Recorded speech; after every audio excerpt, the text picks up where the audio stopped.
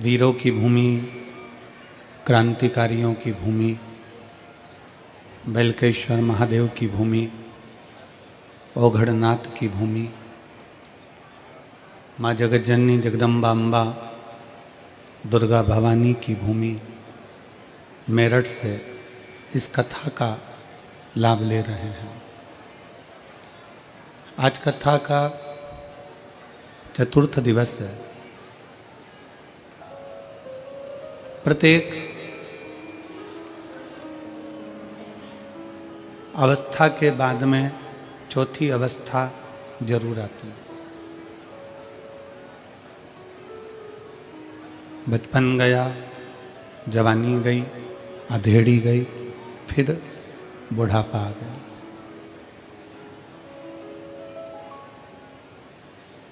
ऐसा कोई संसार में जन्मा नहीं है जिसका बचपन जाते जाने के बाद में फिर जवानी और जवानी के बाद अधेड़ी और अधेड़ी के बाद बुढ़ापा नहीं आया।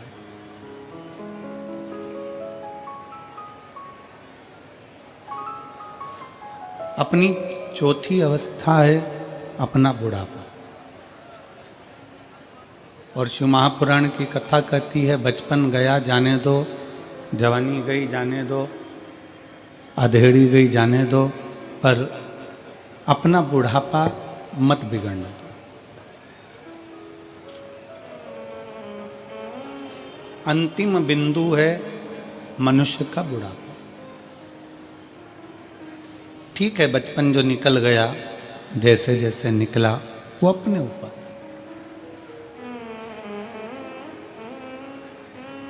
खेलते खेलते निकल गया, विद्या अध्ययन करते निकल गया, मित्र दोस्तों के साथ निकल गया, वो एक अलग विषय है।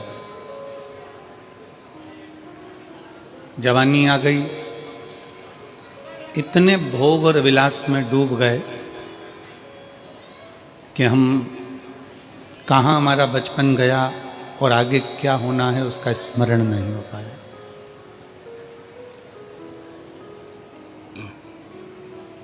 फिर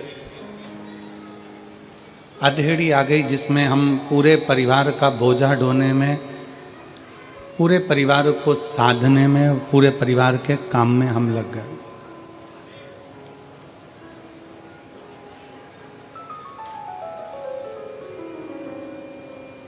एक मनुष्य, मानव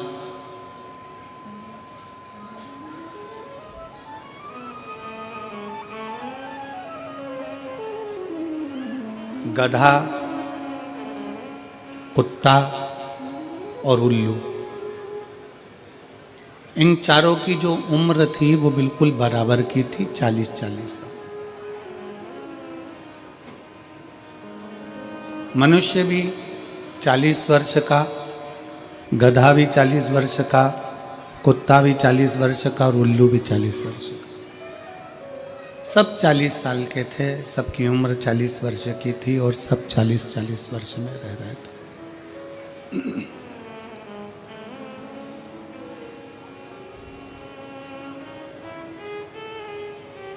एक दिन गधे के मन में थोड़ा सा दुख हुआ और गधे के मन में दुख इस बात का हुआ कि मैं 40 वर्ष तक लोगों का बोझा ढोऊं, 40 वर्ष तक दुनिया के भार को मैं ढोता रहूं, मेरी उम्र थोड़ी सी कम हो जाना चाहिए, मुझे कम उम्र चाहिए, मुझे इतनी उम्र चाहिए ही। गधा भगवान के पास में गया और गधा भगवान से विनय करा कि भगवान भोले बाबा, हे मेरे शंकर, हे त्रिकालदर्शी, कैलाशी, विनाशी, कुछ कृपा करो और मेरी उम्र आधी कर दो। तो भगवान ने भी कहा ठीक है, गधा बेचारा इतना परेशान है, लोगों का भजन ढोता है, बोझा ढोता है, इसकी उम्र आज से 20 साल कर दी जाती है। मनुष्य को बेचैनी होने लगी और मनुष्य तुरंत भगवान के पास पहुंचा कि भगवान, तुमने मुझे 40 वर्ष की उम्र दी है और 40 वर्ष की उम्र में मैं क्या करूंगा? 40 साल में तो एक ना एक दिन बस निकल जाएंगे ऐसे ही दिन और मैं मर जाऊंगा। मैंने इतना सारा कमाया, इतना सारा मैंने बनाया, इसका भोग कब करूंगा? भगवान ने पूछा तो तुझे क्या चाहिए? मनुष्य ने कहा कि जो गधे के 20 साल तुम्हारे पास में बचे हैं उसके आधे हो गए, 20 वर्ष जो गधे के बचे हैं वो मुझे दे दो। भगवान ने कहा गधे की उम्र लेकर तू क्या करेगा? नहीं, मुझे तो चलेगी, तुम तो दे दो। 40 साल का मनुष्य था, 20 साल भगवान ने गधे के दे दिए। कितने साल का मनुष्य हो गया? 60 साल। थोड़ी देर बाद कुत्ता आया और कुत्ते ने भगवान भोलेनाथ जी से कहा बाबा मेरी 40 साल की उम्र, दरवाजे पर भोंकता रहूं, झूठन चाटता रहूं, चिल्लाता रहूं, दुम हिलाता रहूं, दरवाजे के बाहर पड़ा रहूं, मेरी उम्र कम कर दो। भगवान ने कहा कितनी कम कर दूं? बस आधी कर दो। भगवान ने उसकी उम्र 20 साल कर दी। कुत्ता 20 साल का हो गया। मनुष्य फिर आ गया, बाबा 60 में मेरा क्या होगा? भगवान ने कहा तो फिर क्या करूं? जो कुत्ते की बची है वो भी मुझे दे दो। ठीक है, ले जा। 20 साल कुत्ते की भी मनुष्य को दे दी। मनुष्य कितने का हो गया? जम के बोलो, जम के जरा, 80 का। थोड़ी देर बाद उल्लू आ गया। उल्लू ने भगवान से कहा बाबा मैं 40 साल का और मेरी जिंदगी पेड़ों पर टंगे टंगे रात भर जगते जगते निकल जाए, ऐसी उम्र का मैं क्या करूंगा? मुझे सोने को ही नहीं मिले, रात रात भर जगता रहूं, चौकीदारी करता रहूं, ऐसी उम्र का मैं क्या करूंगा? मेरी उम्र आधी कर दो। भगवान ने कहा ठीक है उल्लू, आज से तू 20 साल का। थोड़ी देर बाद मनुष्य फिर आ गया और उसने भगवान से कहा हर हर महादेव। भगवान 80 में मेरा क्या होगा? भगवान ने कहा उल्लू की बची है तो क्या चलेगी, ले जा। कितने का हो गया? 100 का। मनुष्य की असली उम्र कितनी है? 40। 40 साल वो जितना एंजॉय करता है, 40 साल में वो जितना विद्या अध्ययन करता है, 40 साल में वो जितना अच्छा दिखता है, 40 साल में जो वो उन्नति की सीढ़ी पर चढ़ता है, 40 साल में जो खाता है वो पच जाता है, 40 साल में कैसे भी वस्त्र धारण कर ले तो भी सुंदर नजर आता है, 40 साल की मनुष्य की जो उम्र है वो श्रेष्ठ उम्र। और 40 के बाद किसकी लगी है? जम के बोलो, गधे के। जैसे ही 40 से 60 की उम्र में आता है और गधे की उम्र जो चालू होती है तो बच्चे का विवाह करना है, बेटी की शादी करना है, मायरा बनने जाना है, कंधे पर बोझ बोझ बोझ बोझ बनता चले जाता है। मकान बनाना, दुकान बनाना, फैक्ट्री खोलना, बच्चों को लायक बनाना, ये बोझ उसके कंधे पर चालू हो जाता है। क्योंकि उम्र किसकी है? गधे। तो गधे जैसा उसको बोझा ढोना पड़ा। अब 60 तक तो उसने बोझा ढोया, 60 के बाद में फिर उम्र किसकी लग गई? कुत्ता की। 80 की उम्र में आया, 60 से 80 की उम्र में जैसे ही आता है और कुत्ते की जब उम्र लगती है तो अपना कमरा छोड़कर उसको हॉल में पलंग डालकर रहना पड़ता है। घर के लोग भी कह देते हैं ये कमरा मैं बच्चों को दूंगा, मम्मी तुम्हारे पोता पोती का कमरा है, ये वाला कमरा इनका है, वो कमरा उनका है, तुम हॉल में रह जाना। 80 की उम्र आती है तो बाहर दरवाजे के पास में खटिया डल जाती है, पलंग डल जाता है, कुर्सी डल जाती है। 80 की उम्र और वहीं बैठे बैठे पूरी चौकीदारी होती है। जैसे कुत्ता दरवाजे पर रहता है वैसे 80 की उम्र में अपने को रहना पड़ता है। 80 की और 80 की उम्र जैसी पूरी होती है फिर किसकी उम्र लग जाती है? उल्लू की। अब कई माताएं कहती हैं गुरुजी हमको नींद नहीं आती। हमने पूछा कितने साल के हो गए तो कहा 85 के। कोई भाई करे कि गुरुजी हमको नींद नहीं आती, हमने पूछा कितने के हो गए, 83 के। अब उनको कौन समझाए कि 80 से 100 के बीच की जो उम्र है वो उल्लू की उम्र है। तुम कितनी भी नींद की गोली खा लो, रात को 2 बजे से लेकर 5 बजे के बीच में तुम्हारी नींद खुलेगी जरूर, क्योंकि तुम्हें उल्लू की उम्र लगी है, उल्लू की उम्र लगी है, तो वो खुलना ही है।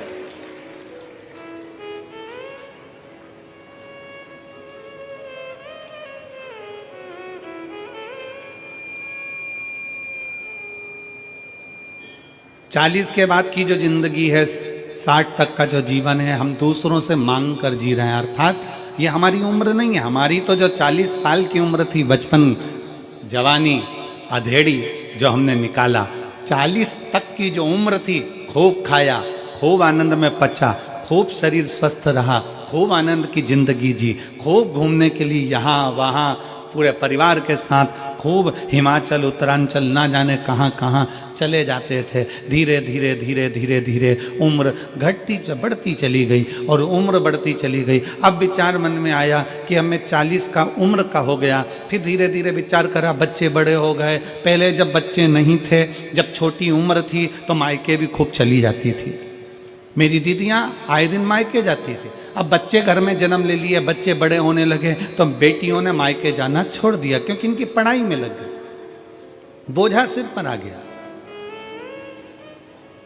उनका एजुकेशन कराना जरूरी है।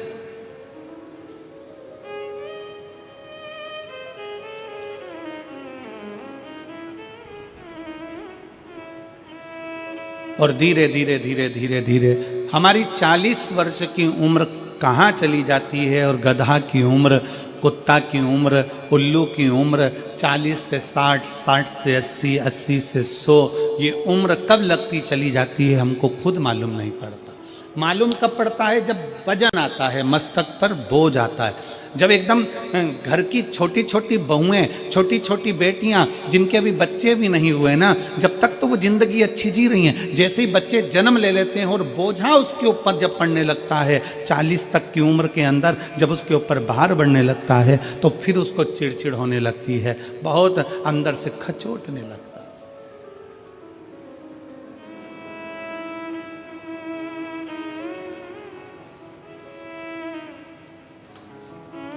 जीवन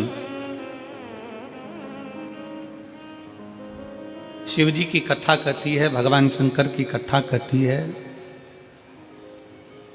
आप चाहे 40 के हो जाओ, आप चाहे 60 के हो जाओ, आप चाहे 80 के हो जाओ, आप चाहे 100 के हो जाओ,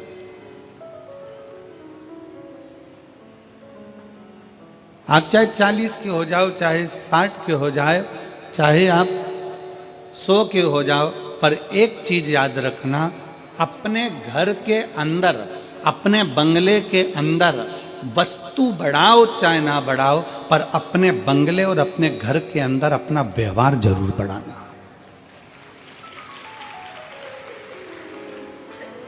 सोफा कम है ना, चलेगा, बर्तन कम है ना, चलेंगे, अलमारी में साड़ी कम है ना, चलेगी, जेवर कम है ना, चलेगा, चप्पल जूते कम है ना, चलेंगे, पलंग कम है, चलेगा, गादी तकिया कम है, चलेगा, बहुत सारा दिखावे का सामान नहीं है, चलेगा, घर में वस्तु कम होगी ना, चल जाएगा, पर घर में एक दूसरे के प्रति व्यवहार कम मत होने देना। अगर व्यवहार कम हो गया तो वो वस्तु किसी काम की। हमारा अपना व्यवहार क्या है? दुकान क्यों चलती है? जम के बोलो, दुकान कैसे चलती है? सामान से। सामान तो पड़ोसी के यहाँ भी भरा हुआ है। अरे बोलो जम के।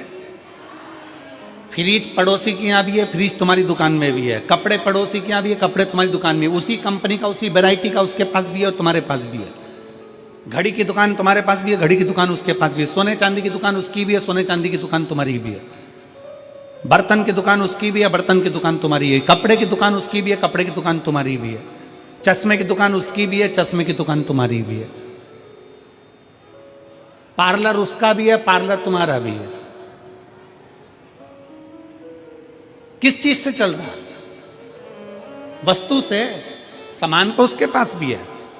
तुमसे किसी किसी सुनार की दुकान में जाकर देखना, सराफे की दुकान में जाकर देखना कि किसी किसी सराफे वाले ने 4 मंजिल का शोरूम बना लिया, माल भी खूब भर लिया, और किसी किसी सराफे वाले की दुकान एक छोटी सी गली में छोटी सी है, उसकी यहाँ लाइन लग रही है और उसके शोरूम में मक्खियां उड़ रही।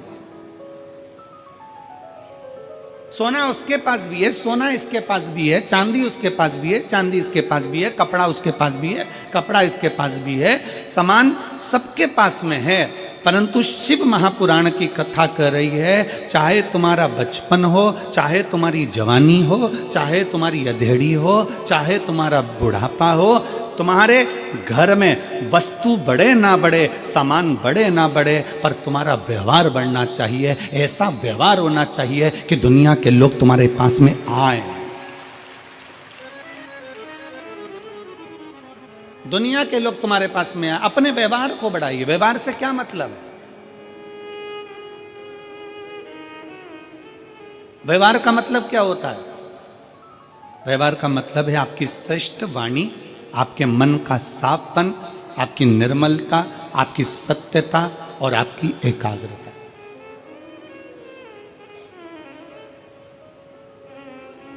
वस्तु बनाने से घर में सुख नहीं है कि हम वर्णन करें।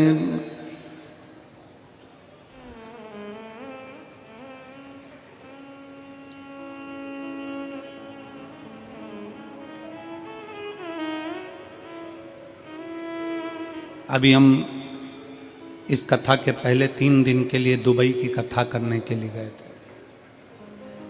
एक बुजुर्ग माता की वो कथा थी,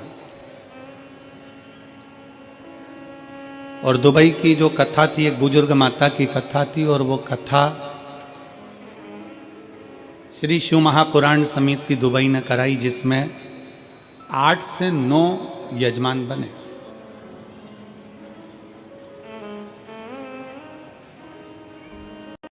अब वो बुजुर्ग माता का इतना हो सकता है, इतना उसके पास में ना हो, पर दिल का भाव बड़ा था।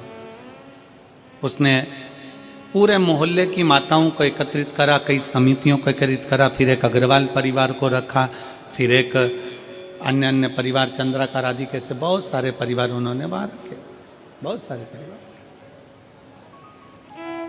और सबसे कहा मेरे पास में इतना नहीं, ये थोड़ा सा है जो आप ले लो और मेरे को शिव पुराण की कथा करो।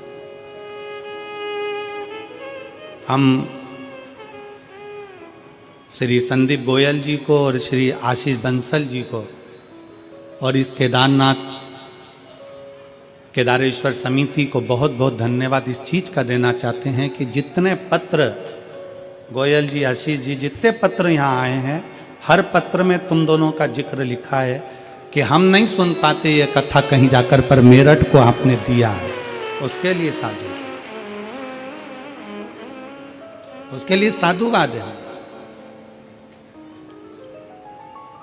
कई मेरी जीजियां ऐसी बैठी हैं, कई मेरे बेटाओं ने ऐसे बैठे हैं, कई बेटियां ऐसी बैठी हैं जो नहीं जा सकती थी। उनको भगवान से हापुड़ में जाकर उन्होंने पंडाल में बैठकर भगवान से प्रार्थना करी कि हमारे मेरठ में भी कथा हो जाए। और बाबा ने सुना, 3 महीने में पूरा करता है, 3 महीने के पहले मेरठ में कथा करवा दी। ये उसकी कृपा,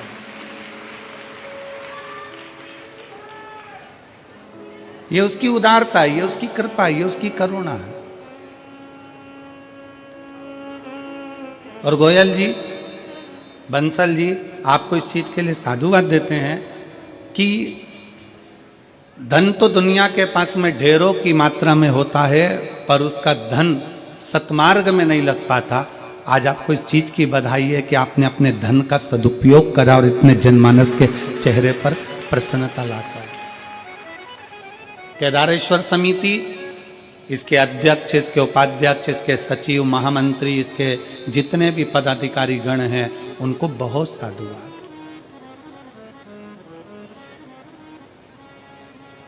और सबसे ज्यादा साधुवाद मैं गोयल जी और आशीष जी से भी ज़्यादा साधुवाद यहाँ के कलेक्टर महोदय को, यहाँ के SP, SSP, IG, commissioner, DM, SDM, और यहाँ के पुलिस विभाग को और यहाँ के चिकित्सा विभाग को, यहाँ के पीडब्ल्यूडी विभाग को और यहाँ के IG, commissioner, collector, SP, SSP सबको बहुत बहुत साधुवाद देता हूँ कि इतनी अच्छी तरह से इस कथा को संभाला है। लाखों की भीड़ में इस कथा को जो आप लोगों ने संभाल कर रखा, उसकी साधुता, आपको बहुत बहुत साधुता। लाखों की भीड़, पंडालों में जगह नहीं है और लोग पंडालों के बाहर बैठे हुए हैं पंडाल पर। उस कथा को यहाँ का पुलिस प्रशासन, यहाँ का पूरा एक एक कांस्टेबल हो, पुलिस विभाग हो, यहाँ के collector, SP, SSP, IG, DIG, यहाँ के तहसीलदार आदि जितने भी हैं, सारा प्रशासन मुस्तैदी से संभालो, उसको संभालो।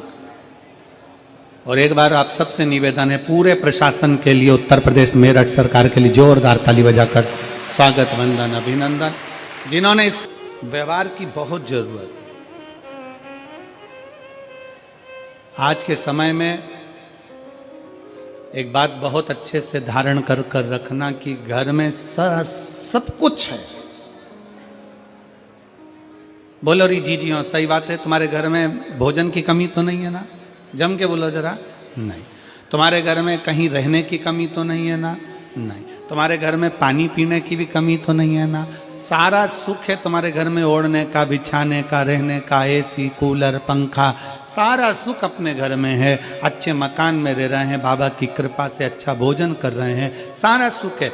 परिवार भी अच्छा है, पति भी अच्छा है, पत्नी भी अच्छी है, बहू भी अच्छी है, बेटा भी अच्छा है, पोता पोती भी अच्छे हैं, नाती पंती भी अच्छे हैं, सास ससुर भी अच्छे हैं, और मायके में माता पिता सब अच्छे हैं, मेरे भाई मेरे बंधु सब अच्छे हैं, सब अच्छे हैं। बस घर में कोई कमी नहीं है, घर में किसी वस्तु की कमी नहीं है, घर में कोई सामान की कमी नहीं है, पर घरों में एक चीज की कमी हो गई, आपस के व्यवहार की कमी हो गई।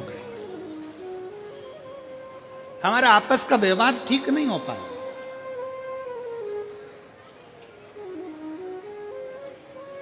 हम व्यवहार से दूर होते चले गए। और शिव पुराण कहती है अपने व्यवहार को प्रबल बनाना है। शंकर की कथा देखिए, व्यवहार के बल पर शंकर भगवान के सामने 33 कोटि देवताओं ने मिलकर विष का कटोरा भेज दिया था मेरे शिव जी के सम्मुख में। विष का कटोरा,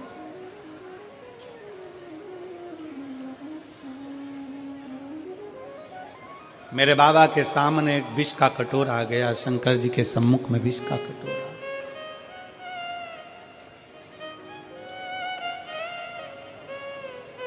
कितना सोचने वाला विषय है, जरा ध्यान दीजिएगा। बहुत सावधानी से कथा सुनिए। जिस कथा के लिए आप लोग आए हैं ना, इस कथा को बड़े दिल से श्रवण करिए। कल एक पत्र था, वो पत्र कोई विमला दीदी हैं, उन्होंने लिखा है कि गुरुजी, हम जब कथा सुनने के लिए बैठते हैं तो कहीं किताब बेचने वाले आ जाते हैं, कहीं कुरकुरा बेचने वाले आ जाते हैं, कहीं फूली बेचने वाले आ जाते हैं। गुरुजी, हम हरिद्वार से रोज केवल कथा सुनने के लिए रुड़की, कहीं से रुड़की हरिद्वार के पास में है सर, रुड़की से हम कथा सुनने के लिए रोज आते हैं प्रतिदिन।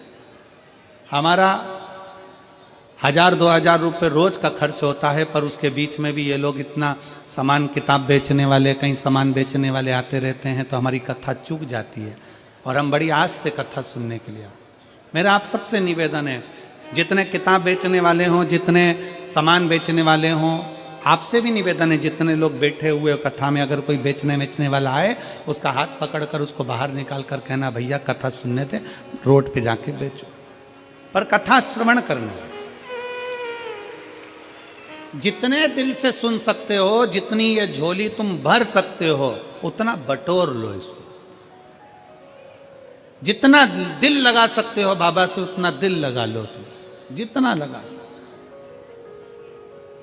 कहीं किस्मत होगी आपकी और हमारी, कहीं सौभाग्य होगा आपका और हमारा, जो आप और हम इस कथा को श्रवण करने के लिए बैठे हैं।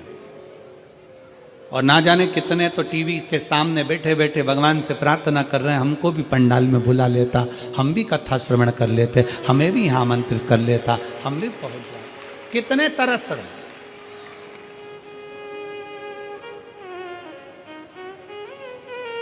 आपके घर में वस्तु की कमी नहीं, व्यवहार की कमी होती जा रही है।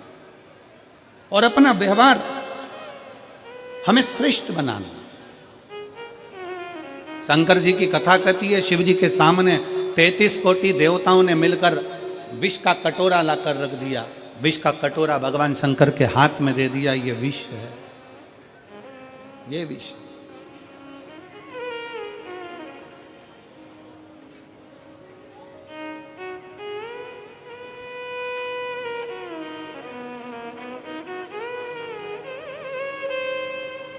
और सबसे पहले जब विष शंकर जी के पास में आया तो पास में नंदी बैठे हुए थे।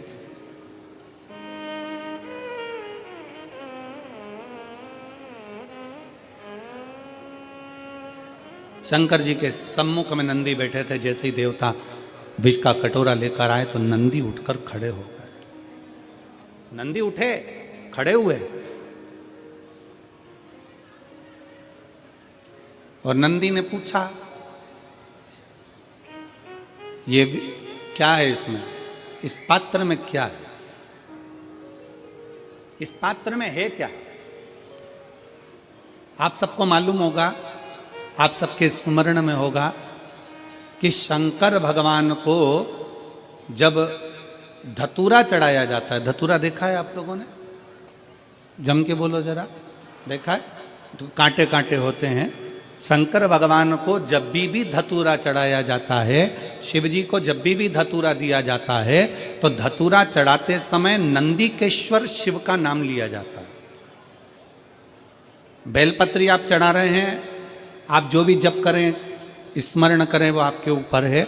आप चावल चढ़ा रहे हैं, वो आपके ऊपर निर्भर है। फूल चढ़ा रहे हैं, वो आपके ऊपर निर्भर है। पर जब हम भगवान शंकर का अभिषेक कर रहे हैं, पूजन कर रहे हैं, शिव मंदिर में जा रहे हैं, आपको कहीं से एक धतूरा मिल गया, कोई कामना है आपकी, धतूरा भी कई बार कामनाओं से चढ़ाया जाता है। तो धतूरा जब हम चढ़ा रहे हैं, शंकर को समर्पित कर रहे हैं, तो नंदीकेश्वर भगवान का नाम लेकर, नंदीकेश्वर शिव का नाम लेकर चढ़ाए, मतलब नंदी की आज्ञा लेकर कि हम ये धतूरा शंकर भगवान को दे रहे हैं। और हमारा विश्वास कहता है कि नंदी, हमारी जो दुख है, हमारी जो समस्या है, हमारी जो तकलीफ है, जब मैं धतूरा बाबा को चढ़ाऊंगी, नंदी तेरे से आज्ञा लेकर चढ़ा रही हूं, जिससे ये धतूरा मैं जब शंकर को चढ़ाऊंगी तो नंदी मेरे दुख को मिटाने के लिए तो भोले बाबा को अपनी पीठ पर बिठाकर मेरे दरवाजे तक लेकर आएगा, इसलिए तेरी साक्षी में चढ़ा रही हूं।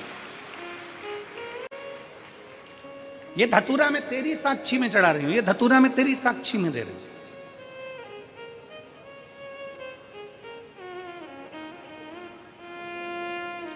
ये मैं तेरे विश्वास पर, तेरे भरोसे पर दे रही हूं। एक पत्र है,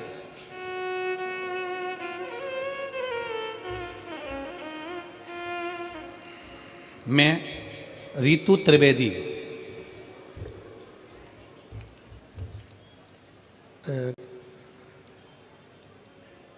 नाम आप लोग पढ़ के बता देना क्या लिखा है, तो हम बोल देंगे, ठीक है? मैं रीतु त्रिवेदी, पत्र में मो चौक अमरोहा, क्या लिखा है? अमरोहा, अमरोहा यही है क्या आसपास में? अच्छा, अमरोहा निवासी।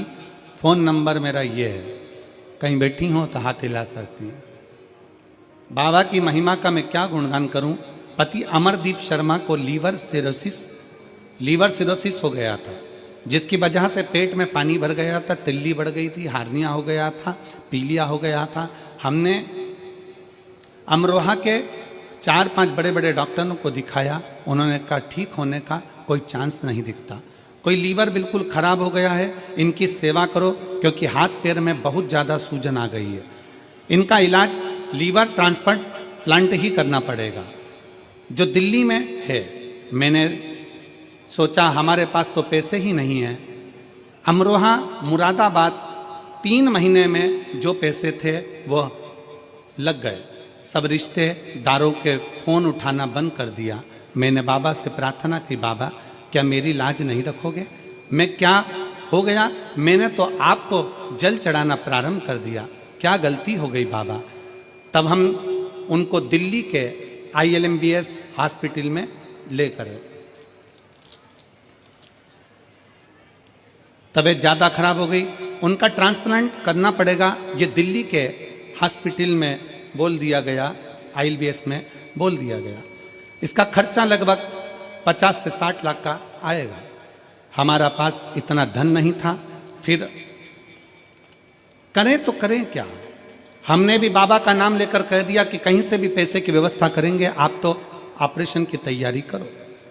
अब ट्रांसप्लांट करने के लिए लीवर की जरूरत पड़ेगी, कहाँ से दोगे, रिश्तेदारों की मदद नहीं मिल रही। बाबा के भरोसे पर एक लोटा जल शिव को समर्पित कर बाबा से विनती करी, और विनती करी बाबा से, और सब दूर हमने फोन किया पर कोई चांस नहीं लगा। आखिरी में करें तो करें क्या, क्या चीज हो मेरे पास में नहीं, सोचती हमारे पास तो क्या है, कुछ भी नहीं। जब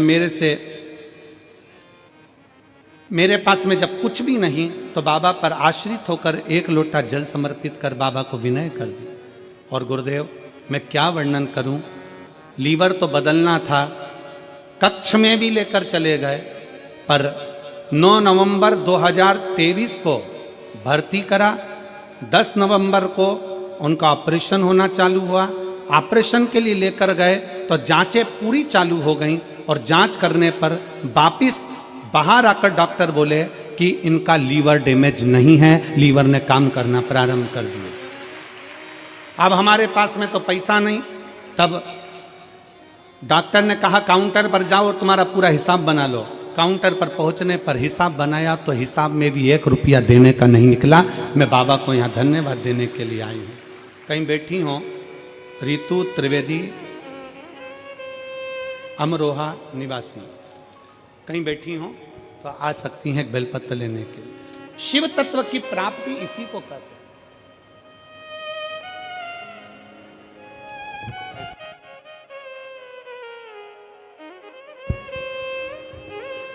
शिव तत्व की प्राप्ति इसी को कहते हैं। भगवान शंकर की उदारता इसी को कहते हैं। शिव जी के पास में, भगवान शंकर के पास में विष का कटोरा पहुंचा है। विष का कटोरा,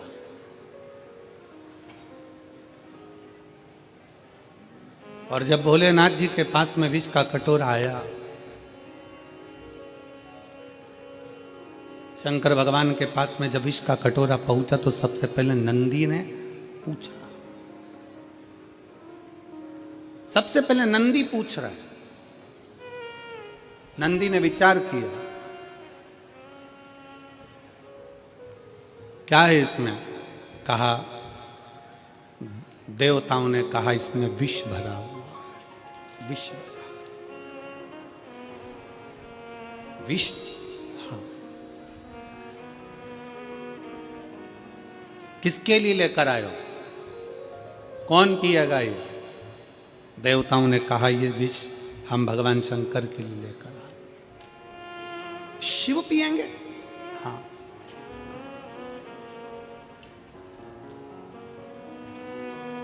नंदी की आंख में से आंसू बहने लगे। जैसे ही आंख में से आंसू बहे, वहीं पर भृंगी खड़ा था, और भृंगी ने पूछा कि ये आज नंदी तुम रो रहे हो, तुम्हारी आंख में आंसू भरे हुए? नंदी किस लिए? नंदी कहते हैं आज भोले बाबा के लिए। दुनिया के लोग कोई बेलपत्र लाता है, कोई जल लाता है, कोई दूध लाता है, कोई सामग्री लाता है, पर आज मेरे भोले बाबा के लिए विष आया।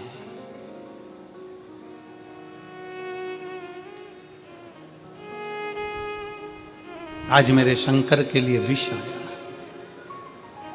भृंगी ने मुस्कुराते हुए कहा, नंदी किस बात के लिए रोना? वो शिव है, देव अधिदेव महादेव है। अमृत पिए वो देव कहलाता है, और जो विष पीता वो महादेव कहलाता है। घर का जो बड़ा होता है, घर का जो बुजुर्ग होता है, घर का जो बड़ो होता है, घर का जो बयो होता है, उसको बहुत जहर पीना पड़ता है, बहुत विष के घुट निगलना पड़ते हैं, बहुत पीना पड़ता है।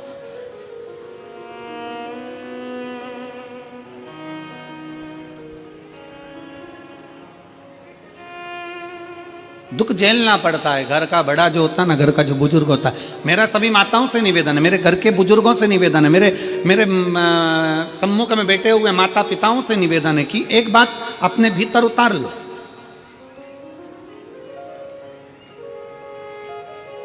60 के बाद तुम्हारे सिग्नेचर तुम्हारे ऑफिस में नहीं चलते।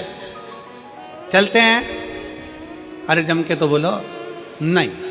60 के बाद तुम्हारे सिग्नेचर तुम्हारे ऑफिस में नहीं चलते तो तुम अपने घर में क्यों चलाते हो?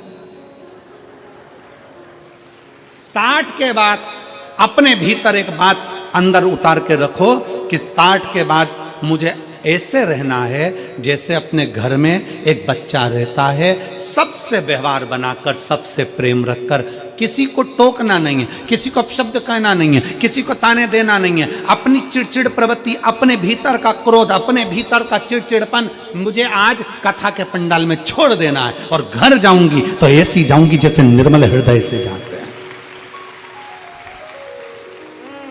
अपने क्रोध को घर पर छोड़ दो, अपने क्रोध को पंडाल में छोड़ दो, अपने भीतर की जो चिड़चिड़ प्रवृत्ति है, जो अहंकार है, जो क्रोध है, जो हमारे भीतर का क्रोध समाया हुआ है, वो फेंक दे।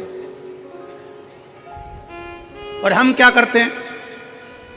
हम ये विचार में रहते हैं, बहू को कुछ नहीं आता, बेटों को कुछ नहीं आता, बेटी को कुछ नहीं आता, दामाद को कुछ नहीं आता, छोटे भाई को कुछ नहीं आता, छोटी दुल्हन को कुछ नहीं आता, इसको कुछ नहीं आता, उसको कुछ नहीं आता, बस केवल अपने को। ना 60 की अवस्था के बाद में ये विचार करना है कि हमको थोड़ा सा संभाल कर अपनी जिंदगी को जीना है।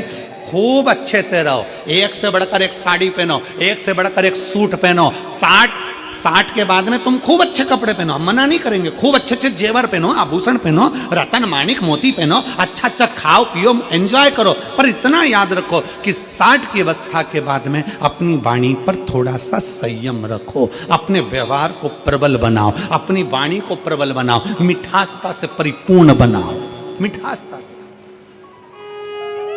आज के जमाने में सबसे बड़ी बीमारी एक ही है, वो है शुगर की बीमारी। कौन सी बीमारी? जम के बोलो जरा। शुगर की बीमारी। पहले के समय में मेरी बुजुर्ग माताएं बैठी हैं, यहां पर जितनी बुजुर्ग माताएं हैं उनसे पूछना कि पहले के समय में शुगर होती थी क्या? जम के बोलो जरा। नहीं, पहले के समय में चाय इतनी मीठी पीते थे कि होठ चिपक जाते थे, और चाय पी के सो जाते थे तो चींटी चिपक जाती थी। बोलो सही है कि गलत है? और इतनी सी चाय पीते थे क्या? हाफ कप पीते थे क्या? नहीं।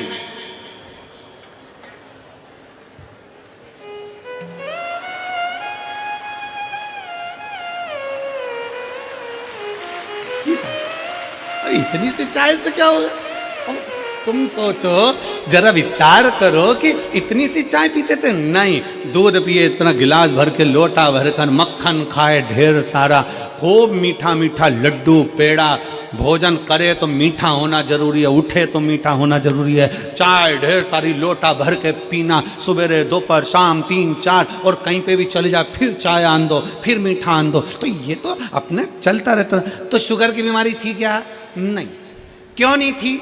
क्योंकि पहले शुगर की बीमारी इसलिए नहीं थी कि लोग मीठा खाते थे तो मीठा बोलते थे। आज के ज़माने में लोग मीठा खा तो रहे हैं पर बोल नहीं पा रहे, तो वो शुगर जो है ना वो ब्लड में चली जा रही है, इसके कारण ब्लड में शुगर की बीमारी हो रही है। इसका लेवल बराबर करना है तो मीठा खाओ और मीठा बोलो। मीठा मीठा बोलकर जब बोलो तुम्हारे मुख से ऐसा लगना चाहिए कि मिठास जो तुमने खाई है, खीर जो तुमने खाया, तिल्ली का लड्डू जो तुमने खाया है, मैसूर पाक जो तुमने खाया है, काजू कतली, वो तुम्हारी जिह्वा से झलकना चाहिए कि मैंने इतना मीठा बोला। मिठास बोलो तो सही, एक बार प्रेम से बोलकर देखना, ए जी,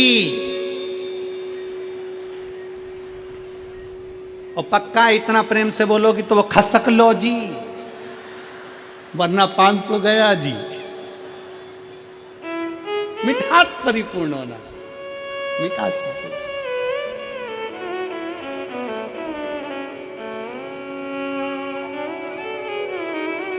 इस प्रेम की वाणी को बढ़ाना है। नंदी और नंदी के मन में भाव आया, नंदी रो रहे हैं, रो रहे हैं। भृंगी ने कहा क्यों रोना, घर का जो बड़ा है ना, घर का जो बुजुर्ग है ना, घर का जो बयो है ना, वो विष बहुत पीता है, बहुत पीता। आप बहुत बुढ़ापा आए ना तो बहुत अच्छी जिंदगी जियो, मना नहीं है, बस इतना जरूर याद रखो कि अपनी वाणी में, व्यवहारिकता में कमी मत आने। बहुत खुश होकर जियो। और मेरा बहुओं से निवेदन है, बेटियों से निवेदन है, आपकी भी व्यवहारिकता में और आपकी भी वाणी में कमी मत आने देना। क्यों? क्योंकि एक सीरियल पहले चला था, सास भी कभी बहू थी।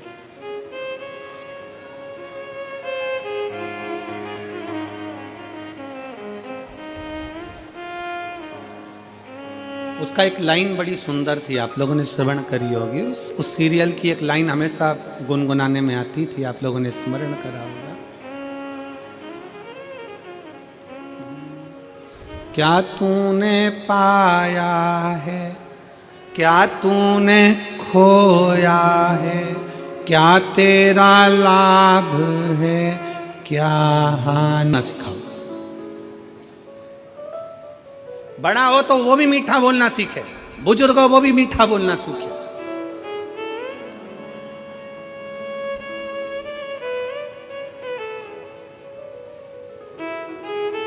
जितना प्रेमवश बोल सकते हो उतना प्रेमवश बोलिए। शिव कथा कर रही है, सम्मुख में विष का कटोरा, देवता लेकर खड़े हैं। विष पिलाने के लिए देवता जो विष पिलाने आए हैं तो शंकर भगवान का गुणगान कर रहे हैं, शिव की स्तुति कर रहे हैं, गुणगान कर रहे हैं।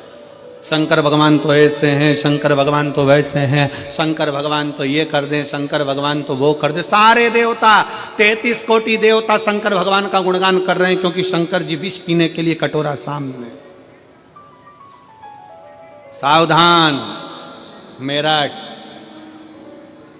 सावधान।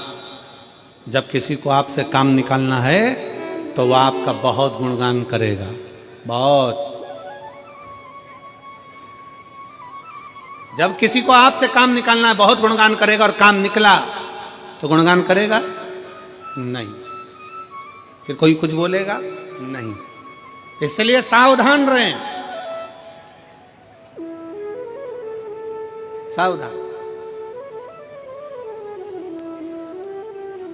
कोई बहुत ज्यादा प्रशंसा करे ना आपकी, बहुत ज़्यादा प्रशंसा करे तो हाथ जोड़ लिया करो और अपने भीतर जो भगवान बैठा है ना, उस शंकर को धन्यवाद दिया करो। ये प्रशंसा मेरी नहीं है बाबा, ये प्रशंसा तेरी है, क्योंकि कथा तू करा रहा है, कथा तू सुन रहा है, कथा तू बोल रहा है। मैं सुन भी नहीं रहा, मैं करा भी नहीं रहा, और मैं बोल भी नहीं रहा, ये सब कुछ तेरा, मेरा है ही नहीं कुछ।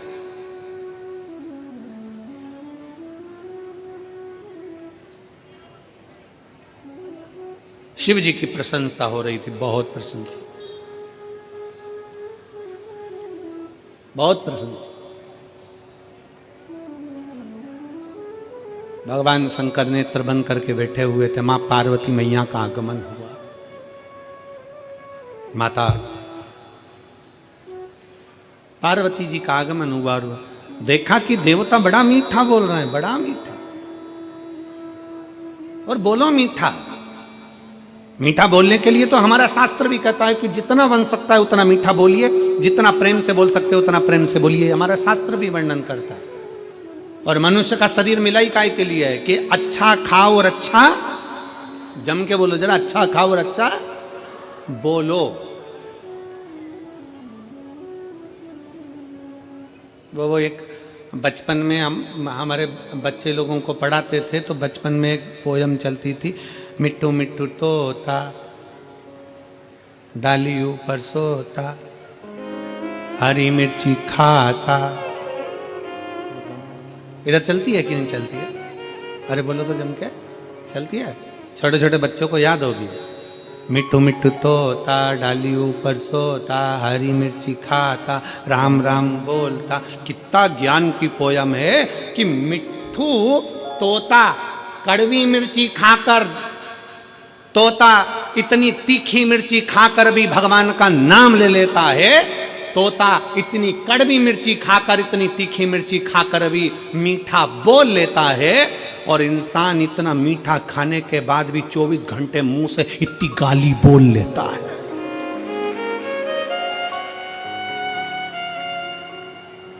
और गाली की भी कैपेसिटी हो, नई नई वेराइटियों की, नई नई डिजाइन की।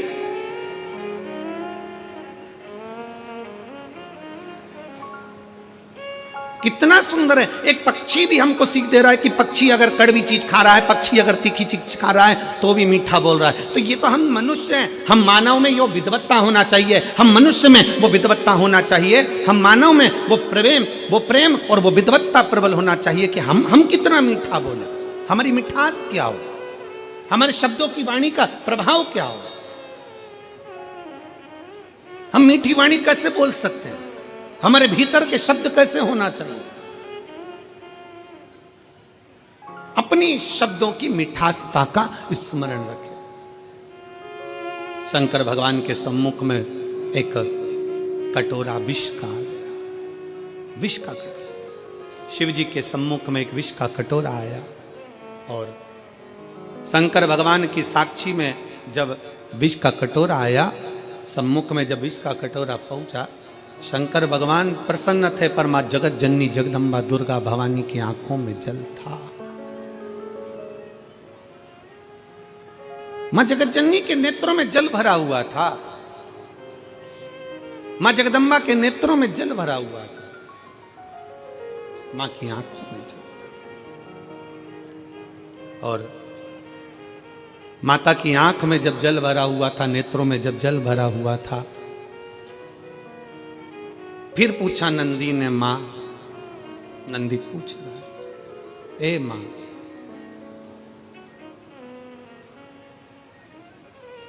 आप आंसुड़ा क्यों ढलका रही हो मां? आपके नेत्रों में जल क्यों है? किस लिए?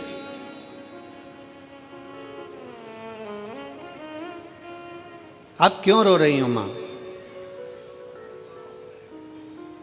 पार्वती जी कहती हैं कि शंकर भोले हैं, मैं अपने पति को जानती हूं,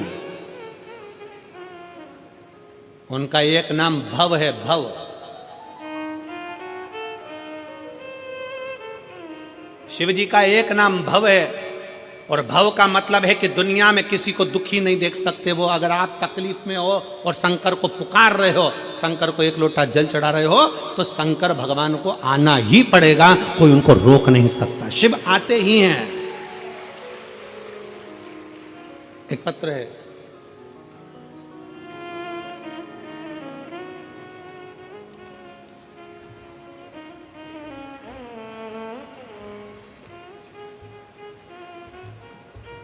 मेरा नाम पुष्पा गंगवार, मेरे पापा का नाम श्री हेमराज गंगवार तथा मेरी माँ का नाम श्रीमती नत्थो देवी है। कहीं बैठी हो तो हाथ हिला सकती हैं, अगर कहीं बैठे हो आप ही हैं, ऐसा हाथ हिला दो एक बार। आ जाइए, एक बेलपत्र ले जाओ, आ जाओ, वापिस हाथ हिलाओ एक बार।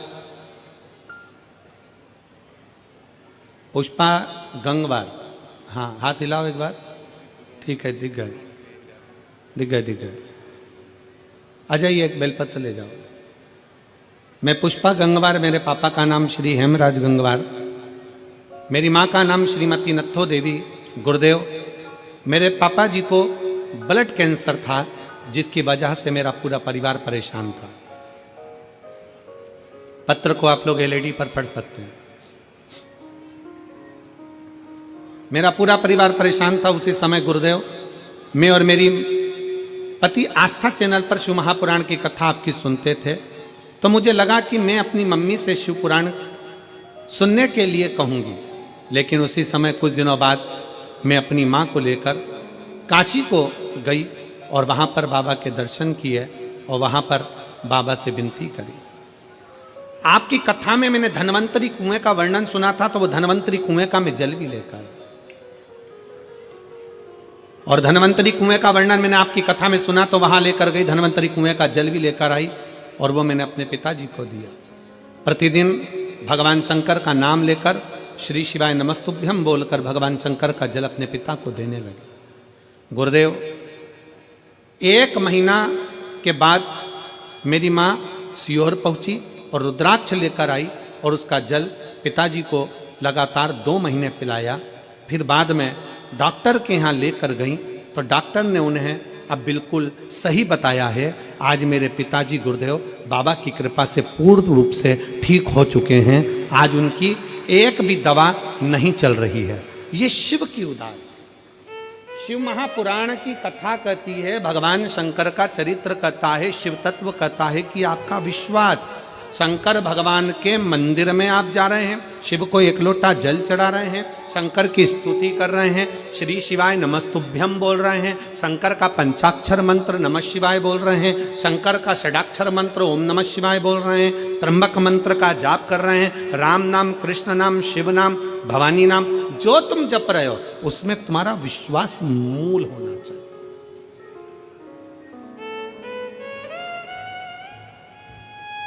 पार्वती जी को चिंता इस बात की लग गई, नैनों में जल भरकर। नंदी कह रहे हैं, मां शंकर भगवान को रोकना। ए मां, शिव जी को रोको, वो विष ना पिए। शिव जी को रोका जाए कि वो विष ना पिए। पार्वती जी कहती हैं, मैं जानती हूं मेरे प्रभु का नाम भव है, और भव साधारण नहीं, सबको सुखी देखने वाले, सबका दर्द खुद लेने वाले, सबका दुख स्वयं अपने ऊपर लेने वाले, सबकी तकलीफ, सबके रोग, सबकी बीमारी अपने ऊपर ले लेते हैं और उसको भव से तार देते हैं। ऐसे मेरे महादेव हैं। मैं जानती हूं, मैं जानती हूं, मैं पहचानती हूं, मैं इसका स्मरण जानती हूं कि वो साधारण नहीं हो सकते। ये मैं जानती हूं कि शिव मानेंगे नहीं और देवताओं के हित के लिए वो विष पी जाएंगे, विष का पान करेंगे।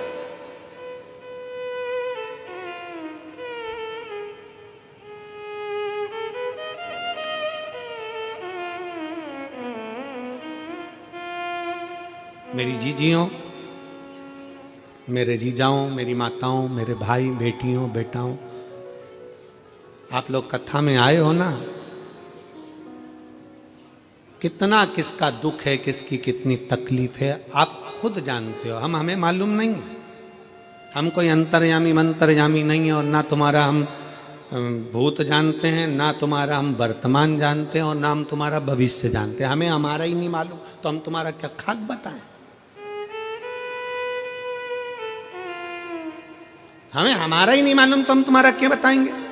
ना हम तुम्हारा वर्तमान बताएंगे, ना हम तुम्हारा भविष्य बताएंगे, ना हम तुम्हारा भूत बताएंगे, क्योंकि ये 3 काल है, भूत, वर्तमान और भविष्य, और 3 काल का अधिपति मेरा शंकर है, इसलिए उसको महाकाल कहते हैं। इस 3 काल का अधिपति मेरा शंकर है, इसलिए त्रिकालदर्शी, 3 काल का दर्शी, 3 काल को जानने वाला, उसको महाकाल कहते हैं। हम आपका ना भूत जानते हैं, ना वर्तमान जानते हैं, ना भविष्य जानते हैं, इसलिए आपसे हाथ जोड़कर निवेदन है, हमारे चक्कर में मत पड़ना, पर इतना याद रखना, उस महाकाल के चक्कर में पड़ जाना, 3 काल क्लियर हो जाएंगे।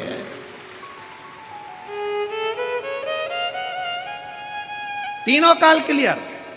भूत गया, वो जाने दो, जो वर्तमान है उस वर्तमान को श्रेष्ठ बना सकता है मेरा महाकाल राजा, आपके भविष्य को सुधार सकता है मेरा महाकाल राजा, और आपके जीवन में खुशियां ला सकता है।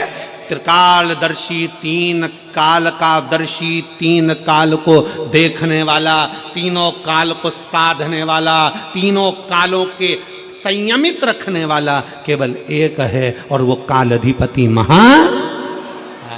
वो शंकर, वो औघड़दानी, वो त्रिकालदर्शी, वो कैलाशी, वो अविनाशी, वो शिव है, वो शंकर। आजा। शिव का एक नाम है भव।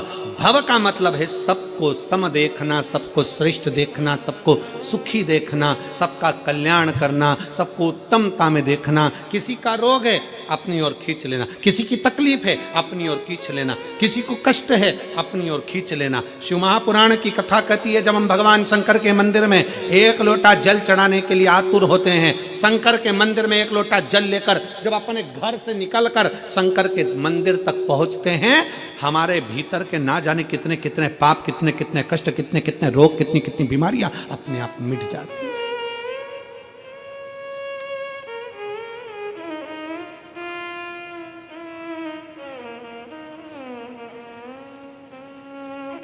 कितना सुंदर एक प्रसंग आता है।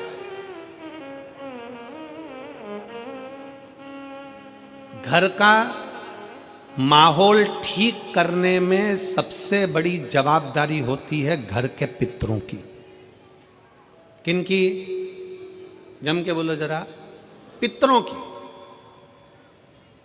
पितर कौन? जो प्राण छोड़कर चले गए, जो गए।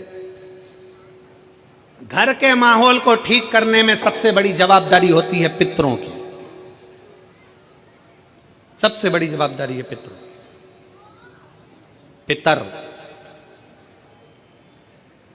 जब 16 दिन श्राद्ध में पृथ्वी पर आते हैं, उनको आर्य मां स्वामी, पितरों के देव आर्य मां स्वामी जब पितरों को कौए पर बिठा कर लेकर आते हैं और उनको इस भूमंडल पर पितृलोक में से लाकर इस पृथ्वी पर छोड़ते हैं, आपके और हमारे सबके घर के पितर अपने अपने घर में दरवाजे पर खड़े होकर भाग ग्रहण करते हैं। आप भोजन बनाते हो, ब्राह्मण को भोजन देते हो, गाय को देते हो, कुत्ता का भोजन देते हो, कौवे का भोजन देते हो, भूखे को भोजन देते हो, अन्न पानी देते हो, वो पितर लेते हैं। कितने दिन लेते हैं? जम के बोलो जरा। 16 दिन। 16 दिन पितरों ने तुमसे अन्न भाग लिया, पानी लिया, भोजन लिया, धूप लिया, ध्यान लिया। 16 दिन तक पितरों ने धारण करा। पितर 16वें दिन यहाँ से जाने लगते हैं। जब पितर जाते हैं, उस समय पर जाते हुए पितरों के सामने आर्य मां स्वामी खड़े होते हैं, पितरों के देवता, और कहते हैं, पितरों तुम्हें 16 दिन तुमने इनके घर का भाग ग्रहण करा है, 16 दिन तक तुमने इनके घर का खाया है, तो तुम इनको वर्ष भर सुखी रहने का वर देकर जाइए। वर्ष भर सुखी रहने का वर देकर जाइए।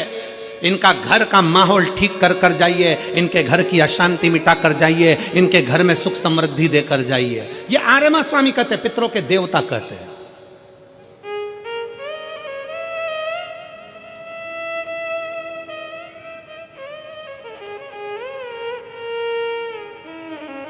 तब पितर कहते हैं कि हम इनको वर्ष भर का इतना सारा फल नहीं दे पाएंगे, पर एक बात जरूर है, एक बात जरूर है। पितर कहते हैं, अगर शंकर साक्षी दे तो हम इनको वर्ष भर का फल देकर जाएंगे। शिव साक्षी दे, शंकर साक्षी दे। इसलिए शिव महापुराण में लिखा है, मंगलवार का व्रत कर लो, शुक्रवार का व्रत कर लो, गुरुवार का व्रत कर लो, बुधवार का व्रत कर लो, चतुर्थी का व्रत कर लो। सारे व्रत, दुनिया के जितने व्रत होते हैं, तीज, चतुर्थी, छठ, जितने व्रत करना है कर लो। सारे व्रत का फल देवता कब देते हैं? अगर देवी का व्रत करोगे तो भी शंकर के बिना वो फल आपको नहीं मिल सकता।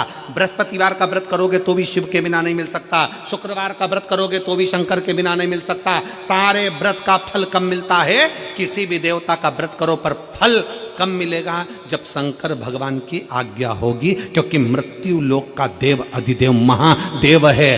ब्रह्मा जी ब्रह्मलोक में, भगवान विष्णु वैकुंठ लोक में, इंद्र इंद्र लोक में, गरुण गरुण लोक में, वरुण वरुण लोक में, मृत्यु लोक का देव है देव अधिदेव महादेव। अगर किसी देवता का भी व्रत करोगे, फल पहले शंकर जी से पूछा जाएगा, तब दिया जाएगा। शिव की आज्ञा बिना कोई फल भी नहीं मिलता। पितरों ने कहा, अगर शंकर हाजिरी दे, शंकर अगर कहें तो हम दे दें। आर्यमा स्वामी पितरों को लेकर शिव जी के पास पहुंच गए। पूरा पितरलोक खाली पड़ा हुआ था, पूरा पितरलोक खाली। बाबा के धाम कैलाश में पितर खड़े हुए हाथ जोड़कर विनय कर रहे हैं। शिवजी ने पूछा, आर्यमा स्वामी से, आर्यमा आज सारे के सारे पितरों को लेकर तुम यहां आए हो, क्या बात है, क्यों आए हो?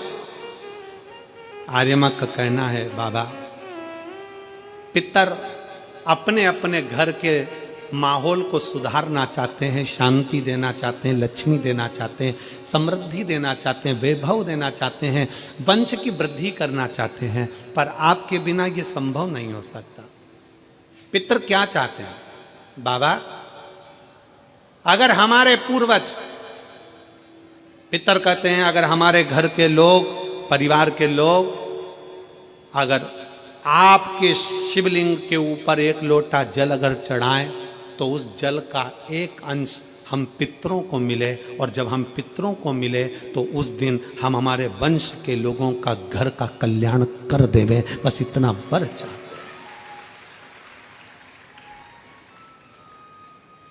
शिव महापुराण की कथा कहती है, शंकर भगवान को जब घर में से एक लोटा जल लेकर निकलते हो ना, जब शिव को एक लोटा जल चढ़ाते हो ना, उसका एक अंश पितरों को मिलता है, और जब घर में पितरों को अंश, एक लोटे जल में से थोड़ा सा अंश पितरों को भगवान शंकर देते हैं, तो घर के पितर तुम्हारे को वर प्रदान करते हैं, तुम्हारे घर में शांति का अनुभव होता है, और वैभव और सुख और वंश की वृद्धि होती है।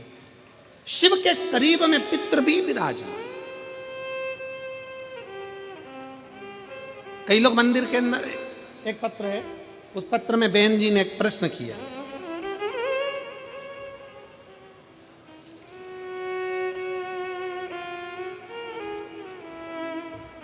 मैं संदीप जी गोयल जी को और आशीष जी बंसल जी को धन्यवाद देती हूँ। बहन जी लिख रही हैं, कुसुम राजमाला पत्नी कमल राजपाल बी ब्लॉक शास्त्री नगर मेरठ की रहने वाली हैं। तो उन्होंने लिखा है कि मैं संदीप जी गोयल जी को, आशीष जी बंसल जी को दिल से धन्यवाद देती हूँ, जिन्होंने इस मेरठ की धरा पर शिव महापुराण की कथा का आयोजन करवाया। गुरु जी मेरा एक प्रश्न है, हम पंडाल में बैठे हुए हैं, धन्यवाद, कहीं बैठी हो तो हाथ हिलाना। कुसुम राजपाल पत्नी कमल राजपाल बी ब्लॉक शास्त्री नगर मेरठ की रहने वाली है, मोबाइल नंबर ये है, कहीं बैठी हो तो हाथ, आप ही हैं श्री शिवानी, आ जाओ, एक बेलपत्र ले जाओ, जाइए। मेरा एक प्रश्न है गुरु जी, कथा के पंडाल में बैठकर कथा सुन रहे हैं, आपसे एक प्रश्न कर रहे हैं, कोई गलती हो तो क्षमा करिएगा। गुरुदेव प्रश्न यह है कि हमने सुना है कि हरि और हर अर्थात विष्णु और महादेव दोनों एक हैं, क्या यह सत्य है? मेरा दीदी से निवेदन है, हरि और हर में कोई अंतर नहीं है, दोनों एक ही हैं।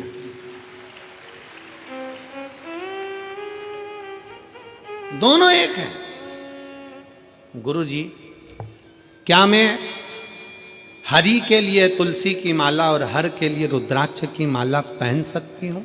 शिव महापुराण की कथा में हमने बहन पहले भी वर्णन किया कि तुलसी और रुद्राक्ष दोनों आप अपने गले में धारण कर सकते हो। शंकर हरि हर का रूप है, वो कृपा बरसाता ही है। कोई अगर आपसे कह दे कि रुद्राक्ष पहनने वाला तुलसी नहीं पहन सकता, कोई आपसे कह दे कि तुलसी पहनने वाला रुद्राक्ष नहीं पहन सकता, समझ लेना केवल आपको पागल बना रहा है।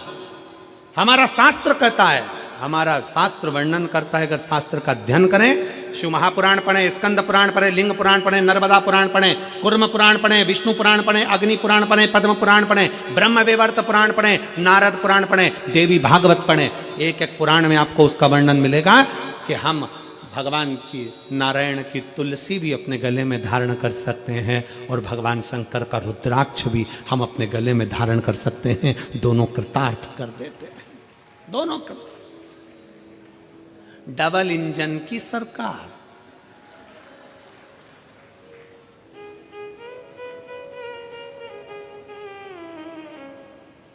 डबल इंजन दोनों है।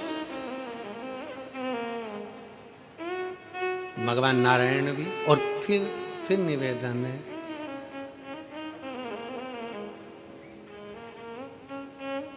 राम भी हमारे हैं, श्याम भी हमारे हैं, और काशी में रहने वाले भोलेनाथ भी हमारे हैं। सनातन धर्म में बस सबसे बड़ी खूबी इसी चीज की है कि तुम राम भजो, कृष्ण भजो, शिव भजो, भवानी भजो, तुम्हारी मर्जी पड़े जिस देवता को भजो, पर निवेदन इतना सा है कि किसी और धर्म को मत भजो।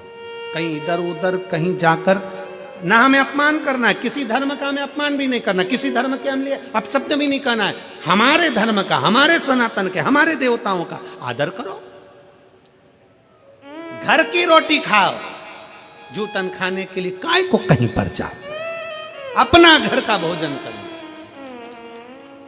अपने सनातन धर्म में 33 कोटि देवता हैं। कितने? जम के बोलो जरा। 33 कोटि देवता हैं। बफेट लगा हुआ है, बफेट। जो तुम्हारी रुचि का हो उसको ग्रहण कर लो, जो तुम्हें अच्छा लगे। राम, कृष्ण, शिव, भवानी, दुर्गा आदि कादिक देवताओं का जो भजन आ जाए, जो भजन आपसे बन जाए वो स्वीकार करो। इसलिए शिव कथा कहती है महाराज,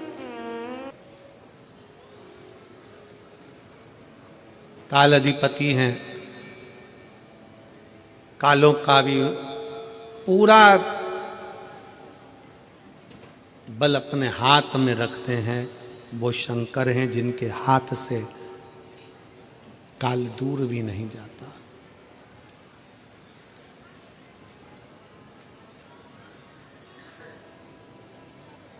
शिव ओघड़ी है, ओघड़दानी है। ओघड़दानी का मतलब मालूम है ना आप लोगों को? ओगरनाथ का मतलब मालूम है? ओगरदानी का, ओगरनाथ का क्या मतलब होता है? व्यक्ति को ऊर्जा प्रदान करना, उसके दुख को हर लेना, और उसको कहने की जरूरत ना पड़े, बोलने की जरूरत ना पड़े। जिस भाव से वो मेरे पास आया है, कुछ ना मांगे तो भी जो दिल में सोच कर आया है वो उसको प्रदान कर देना। वो ओघड़नाथ है।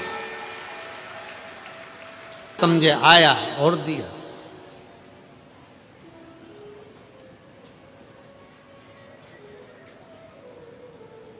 जो मांगा वो उसे प्रदान कर दिया। होता है एक बच्चा अपने पापा से बोला, पापा पापा, ओ पापा। पापा जी बोले, क्या बोले? मुझे डीजे दिला दो। पापा बोले, डीजे का दिला दो? बजाऊंगा। पापा बोले, तुझे डीजे दिला दी और तू पूरे दुनिया के लोगों को परेशान करके रख देगा, पूरे मोहल्ले को परेशान कर देगा। बेटा बोला, नहीं पापा, मैं रात को बजाऊंगा, जब सब सो जाएंगे तब डीजे बजाऊंगा। वो ओघड़नाथ है, मेरा शंभू, मेरा त्रिकालदर्शी, मेरा शिव, मेरा शंकर, सदा देने वाला। पार्वती मैया जानती थी, क्योंकि पार्वती को साधारण नहीं है। पार्वती हमारे यहाँ एक पति की पत्नी को धर्म पत्नी कहते हैं। कभी तुमने सुना धर्म पति? सुना किसी ने? नहीं।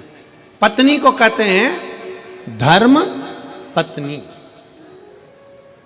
धर्म पत्नी का मतलब क्या है?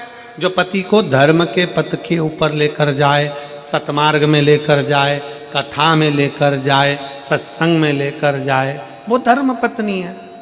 अब पत्नी को धर्म पत्नी कह सकते हो, क्या साले को धर्मशाला कहोगे? ये समझने वाला विषय भाई। वो साला है तो उसको धर्म लगाकर बोलोगे धर्मशाला?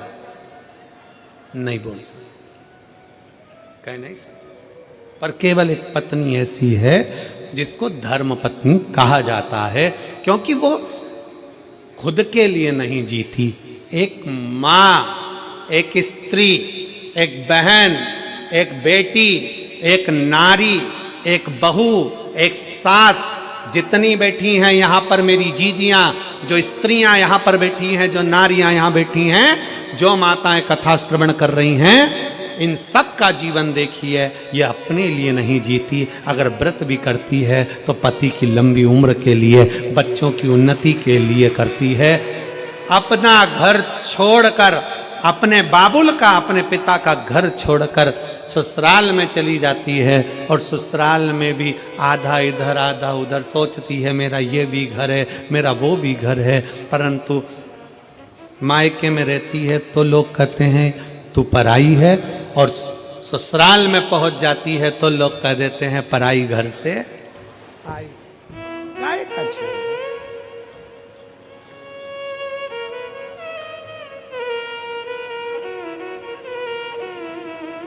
खुद के लिए नहीं जीती, स्वयं के लिए नहीं जीती वो। पूरा जीवन उसने अपने परिवार को दिया है, पूरे परिवार, पूरा जीवन दिया। और परिवार वालों से क्या चाहिए एक स्त्री को, एक नारी को? शंकर भगवान की धर्म पत्नी माता पार्वती जी को शंकर जी से क्या चाहिए था? शिव जी से क्या चाहिए? केवल आदर। क्या चाहिए? सम्मान, आदर। 33 कोटि देवता में कोई देवता ऐसा नहीं जिन्होंने अपनी धर्म पत्नी को इतना आदर दिया हो जितना शंकर भगवान ने पार्वती को दिया है।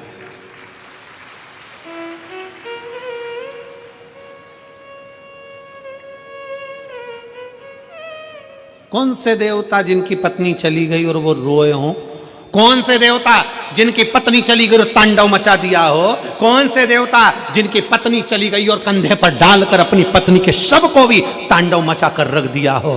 कितना प्रेम करते थे शंकर सती से कि कंधे पर शव डालकर उसका तांडव मचा कर रख दिया, और अपनी पत्नी को ऐसे समाप्त नहीं होने दिया। शक्तिपीठ के रूप में आज भी भारत में विद्यमान कर रख दिया। क्या चाहिए स्त्री को? स्त्री तुम्हारे लिए जीती है, काम तुम्हारे लिए करती है, पूरा घर तुम्हारे लिए संभालती है, बच्चों को बड़ा तुम्हारे लिए करती है, परिवार को संजो कर चलती है। एक नारी को चाहिए क्या? केवल एक पुरुष के द्वारा, चाहे पति हो, पिता हो, जेठ हो, देवर हो, बेटा हो, चाहे घर का नाती पंती हो, चाहे जमाई हो, चाहे दामाद हो, एक स्त्री को केवल सम्मान चाहिए, आदर चाहिए, आदर की वाणी चाहिए, सम्मान के शब्द चाहिए, उसे और कुछ नहीं चाहिए। सम्मान।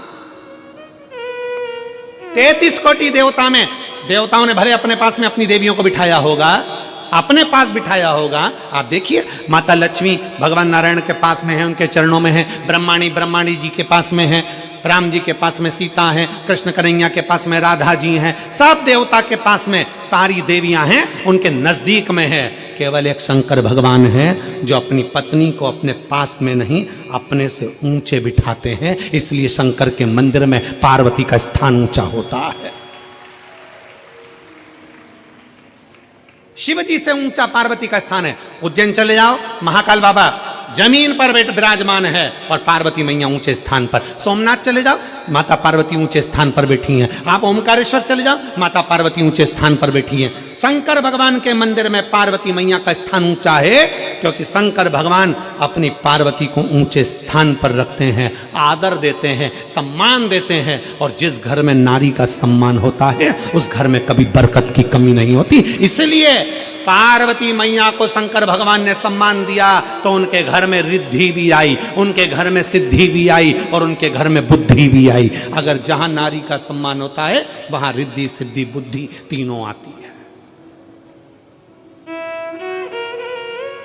आज के जमाने में अगर कोई नारी से पूछा जाए क्या चाहिए, केवल सम्मान। अच्छे से तो बोलो जी, प्रेम से तो बोलो।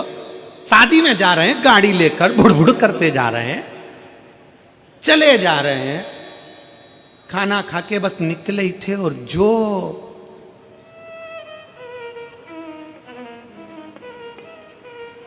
जो माचिस लगी।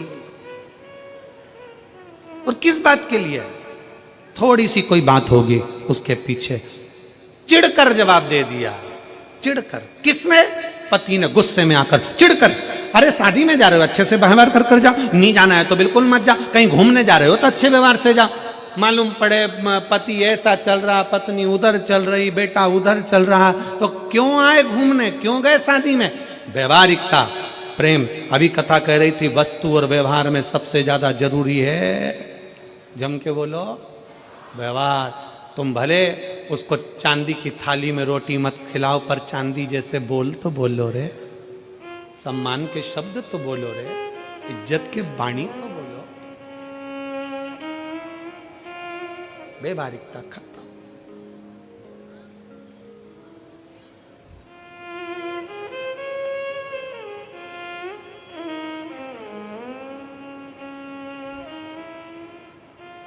कल हमसे कोई पूछ रहा था गुरुजी, वो शादी में ठंड का मौसम चल रहा है, दिल्ली में इतनी ठंड पड़ रही है, उत्तराखंड में भयंकर ठंड है, उत्तर प्रदेश में ठंड है, मध्य प्रदेश में ठंड है। शादी में लोग जा रहे हैं, पुरुष लोग तो कोट पहन लेते हैं, टाई पहन लेते हैं, नीचे जूता मोजा पहन लेते हैं, माताएं एकदम ऐसे वस्त्र पहनती, इनको ठंड नहीं लगती, इनको ठंड नहीं लगती। हमने कहा नहीं, लगती तो है, पर शादी में एक दूसरे को देख के इतनी अंदर से जल जाती है ना कि आग अंदर की अंदर भरी रह जाती है। ठंड समा भीतर की अग्नि अंदर की, इनको ठंड नहीं लगती। लगे शिव पुराण कह रही है, अरे भाई क्यों जलना, क्यों ईर्षा रखना, क्या किसको रोइए, चादर तान के सोइए। आग लगे बस्ती में, अपन रेओ मस्ती में। जो जितना आप शब्द बोले उतनी खजूर वाली चोटी बनाओ डिजाइन की, और जोरदार बना बनू के। कोई तुमसे कहे पानी डालने जाती है, शंकर जी को जल चढ़ाने जाती है, ऐसा करती है वैसा करती है, जितना जितना बोले उतना उतना उसके सामने पानी का लोटा हाथ में लेके बड़ी डिजाइन में जा, बड़े प्रेम से। आग लगे बस्ती में, अपन रहो मस्ती में। क्या किसको रोइए, चादर तान के सोइए। अरे कई माताएं कहती, कई बेटियां कहती, अरे गुरुजी उसने ऐसा कह दिया, कई बहुएं कहती उन्होंने ऐसा कह दिया, उसने ऐसा बोल दिया, कई लड़के कहते उसने ऐसा कह दिया, उसने वैसा कह दिया। अरे दूसरे कहते रहेंगे तो क्या अपन अपन जीना छोड़ देंगे? लोग अच्छा बोले बुरा बोले। क्रिकेट देखा है? बोलो तो जम के। क्रिकेट देखा है? फुटबॉल देखिए, हॉकी देखिए, कबड्डी देखिए, खो खो देखिए। मैदान में क्रिकेट हो रहा है, मैदान में फुटबॉल खेली जा रही है, मैदान में हॉकी खेली जा रही है, पूरा ग्राउंड खचाखच भरा है, सब चिल्ला रहे हैं, और क्रिकेट वाला अपना बैट अपना बॉल चला रहा है। उसको मालूम है ये चिल्लाते रहेंगे और मुझे अपना कर्म करना है, इसलिए मुझे आगे बढ़ना है। दुनिया चिल्लाती रहेगी, अपशब्द कहती रहेगी, ताने देते रहेंगे, गालियां देते रहेंगे, लोग चिढ़ते रहेंगे, आपस में बीच बीच में कुड़ते रहेंगे, पर अपने को अपना छक्का और चौका लगाते रहना है और आगे बढ़ते रहना। अपन बढ़ो ना। उसने कुछ कह दिया, मुंह फुला के बैठ गया। उसने कुछ बोल दिया, पति आया दुकान से,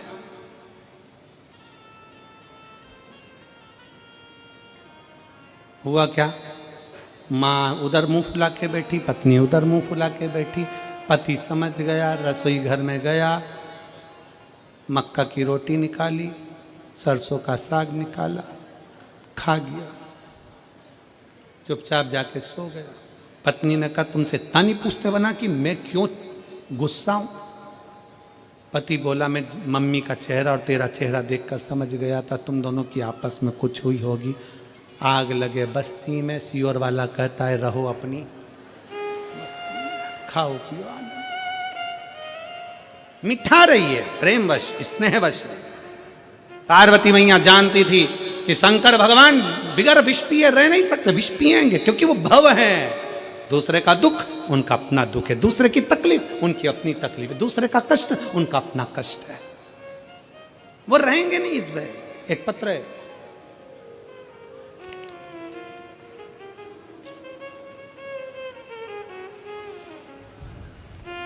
मैं बीना वर्मा, निवासी मेरठ, शारदा रोड। मेरा नाम बीना वर्मा है, कहीं बैठी हो बीना वर्मा जी, निवासी मेरठ, शारदा रोड की रहने वाली हूँ, कहीं बैठी हो आप ही हैं? बच्ची आई है का साथ में? ले आइए। कहाँ है वो बच्ची? आ जाओ ले आओ, आ जाओ बेटा। एक बार हाथ हिला दो बेटी, आप भी वहीं से। श्री शिवाय नमस्तुभ्यं। मैं बीना वर्मा, निवासी मेरठ शारदा रोड की हूँ। मेरी बेटी मेघा वर्मा 2015 में उसको बुखार आया था, जिसके कारण मेरी बेटी की आवाज़ चली गई थी। मैंने दिल्ली, मेरठ और आसपास के सभी जगह का दिखाया, गले के सभी टेस्ट कराए, सभी रिपोर्ट्स आई, पर आयुर्वेदिक, एलोपैथिक सभी दवाइयाँ 2015 से करती रही, पर बेटी की आवाज़ नहीं आई। मैं थक गई, दवाइयाँ करा करा कर परेशान हो गई। आखिरी में क्या करती, किसी के कहने पर टीवी के माध्यम से आपकी कथा सुनना प्रारंभ करी। आपने जो उपाय बताया वो मैंने सब उपाय किया, और गुरुजी, मेरी बेटी को मैं शंकर के मंदिर ले जाती, शंकर के ऊपर एक लोटा जल चढ़ाती, सोमवार का व्रत कराती, पशुपतिनाथ का व्रत कराती। मुझे नहीं मालूम था कि शिव ऐसे हैं, एक लोटा जल और पंडाल में बैठकर कथा सुनने का क्या इतना फल मिल सकता है। मैं मंदिर में झाड़ू लगाती, पोछा लगाती, बाबा से प्रार्थना करती, और गुरुदेव, बाबा बाबा है, शिव शिव है, जो कहीं नहीं हुआ वो शंकर ने कर दिखाया। 2015 से मेरी बेटी बोलती नहीं थी, और 2024 में बाबा ने मेरी सुन ली, और एक लोटा जल चढ़ाती, रुद्राक्ष का पानी देती, और आज मेरी बेटी पूर्ण तरह से बोलना चालू कर दी। 2024 में मेरी बेटी की वाणी आ गई। मैं शिव को नमन करने के लिए आई। शिव शिव है। आज मेरी बेटी की आवाज अच्छे से आ गई है, और वो बोल रही है, सुनती भी और बोलती भी। मेरे बाबा की ये कृपा है, जिसकी आवाज़ 2015 में चली गई, आस छोड़ दी गई हो सब तरह से। बीना वर्मा, निवासी मेरठ शारदा रोड की रहने वाली हूँ। एक लाइन अच्छी लिखी है, आप परम गुनगुनाते हैं। शिव पर आश्रित हो जा, उसके भरोसे उस पर करा गया विश्वास। इस पत्र में एक बात उन्होंने लिखी, सारी दवाइयाँ होम्योपैथिक, आयुर्वेदिक, एलोपैथिक सब कर लिया, पर आवाज 2015 से गई, वापिस नहीं है। सब किया, आखिरी में उसके आश्रित हो गए। उसके मंदिर में झाड़ू लगा ली, पोछा लगाना चालू कर दिया, सेवा करी, लोटा भर जल चढ़ाना प्रारंभ करा, शिव की चढ़ी हुई बेलपत्र को पाना प्रारंभ करा, शंकर की चढ़ी। विश्वास, आपकी भक्ति, आपका भरोसा, आपकी दृढ़ता। एक पत्र और है, बड़ा सुंदर पत्र लिखा किसी ने, डमरू है। मेरा नाम रेखा त्यागी है, गांव कालंद, जिला मेरठ की निवासी हूँ। कहीं बैठी हो तो हाथ हिला सकती हैं। मेरा नाम रेखा त्यागी है, गांव कालंद, जिला मेरठ की निवासी हूँ। एक लोटे जल का मैं क्या वर्णन करूँ गुरुदेव। मेरा बेटा मणिकांत 5 साल से सरकारी नौकरी की तैयारी कर रहा था, लेकिन आप ही हैं, आ जाओ, एक बेलपत्र ले जाना, आ जाइए, आ जाओ। 5 साल से सरकारी नौकरी की तैयारी कर रहा था, पर लेकिन बार बार वह कुछ नंबरों से रह जाता था। बहुत थक चुका था। फिर मैंने अपने बेटे को समझाया कि टीवी पर प्रदीप मिश्रा की कथा आती है, और वो बताते हैं हर समस्या का हल एक लोटा जल है। मैंने अपने बेटे से कहा कि तू शिव के मंदिर जाया कर, और मेरे बेटे ने 3 बार पशुपति व्रत किया। और गुरुदेव, बाबा की कृपा का मैं क्या गुणगान करूं। आज मेरे बेटे का सिलेक्शन मिनिस्ट्री ऑफिस में क्लर्क पत्र पर हो गया है। मैं बाबा को यहाँ प्रणाम करने के लिए आई हूँ। गुरुदेव, मैंने पंडाल में मथुरा कोसी में जब कथा हुई थी, तो पंडाल में बैठकर बाबा से मांगा था कि मेरे बेटे की नौकरी लग जाए, और आज बाबा की कृपा से मेरा बेटा मंत्रालय में सर्विस कर रहा है। मैं बाबा को यहाँ प्रणाम करने के लिए आई हूँ।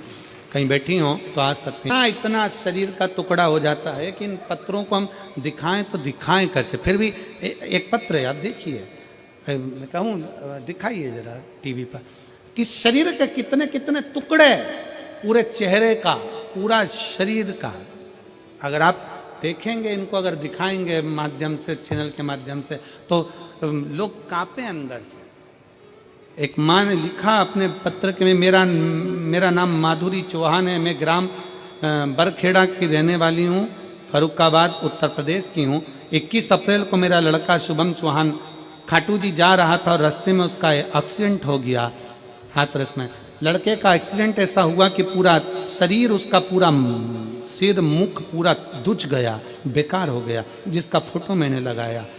उसको वेंटिलेटर पर डाल दिया गया, डॉक्टर ने 24 घंटा दिया, इसके बाद जीवित नहीं रहेगा। करे क्या? बाबा पर आश्रित हो गई, और बाबा पर आश्रित होकर उसी हॉस्पिटल के पास में शंकर का मंदिर तब पहुंच गई। उसके पास में डॉक्टर से कहकर शिव महापुराण की कथा मोबाइल पर लगा दी, और बाबा को चढ़ी हुई एक बेलपत्र उसके पास में लाकर रख दी। होश नहीं आया 10 दिन तक, 12 दिन 15 दिन निकल गए, होश नहीं आया। वेंटिलेटर पर डॉक्टर ने कहा ये तो जा चुका है। माँ ने कहा नहीं, मेरा बेटा जा नहीं सकता, मैं जल चढ़ाई हूँ शिव को, शंकर का चढ़ा हुआ जल। डॉक्टर ने मना कर दिया कि इसके मुख में कुछ नहीं देना है। पाइप ऑन लगा दिए गए, शंकर का चढ़ा हुआ जल उसके गले में लाकर लगा देती, उसके शरीर पर जब मिलने जाती, कपड़ा गीला कर साड़ी को जाती और उसके ऊपर फेर करा जाती। 10 दिन बाद, 15 दिन बाद मेरे बेटे को होश आया, और आज मेरा बेटा पूर्ण ठीक है। उसका फोटो लगा रही हूँ, जो अच्छा फोटो है वो लगा रही हूँ। जब बेटा मेरा ठीक हो गया, जब मेरा बेटा पूर्ण तरह से ठीक हो गया, उसका फोटो लगा रही हूँ। और आगे फोटो लगा है जिसमें बेटे का पूरा शरीर, पूरा धड़ उसका बेकार हो चुका। शिव तत्व पर आश्रितता हो, शंकर पर हमारा विश्वास दृढ़ हो। शिव शिव है। और फिर निवेदन करूंगा मेरठ वालों, क्या पता कौन सा पुण्य आप लोगों का होगा जो यीशु महापुराण की कथा मेरठ में आई है। कौन सा पुण्य?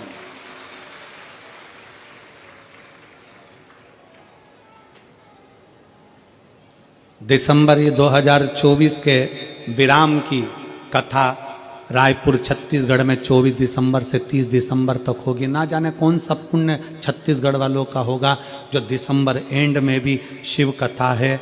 और जनवरी 2025 में पहली कथा छत्तीसगढ़ हाले को सछुरिया में है।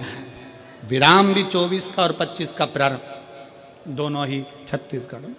कुछ पुण्य होगा आपका। पार्वती मैया जान गई भगवान शंकर ये विष पिएंगे, शिवजी विष लेंगे। समझाऊं तो कैसे समझाऊं, क्या करूं?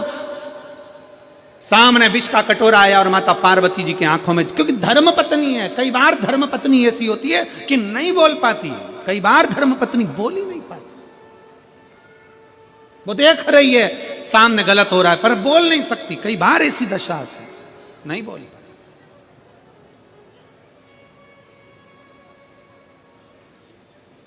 किससे कहे, क्या कहे, किससे बोले? जिसने पत्र लिखा है अगर वो बहन आई हो तो बेलपत्र लेने आ सकती हैं। नाम माधुरी चौहान, ग्राम बरखेड़ा, जिला फरुखाबाद उत्तर प्रदेश की हैं। मेरा मोबाइल नंबर ये, आ सकती हैं बेलपत्र। शिव तत्व की प्राप्ति हो शंकर। और फिर निवेदन करेंगे, कई लोग हमसे कहते हैं गुरुजी हम व्यासपीठ के पास में आते हैं एक बेलपत्र लेने के लिए, यहाँ से कोई गिफ्ट, कोई आइटम, कोई सामान इस व्यासपीठ से हम देना पसंद नहीं करते, क्योंकि इस बेलपत्र के आगे दुनिया का सारा ठाट और बाट फीका है, सब फीका।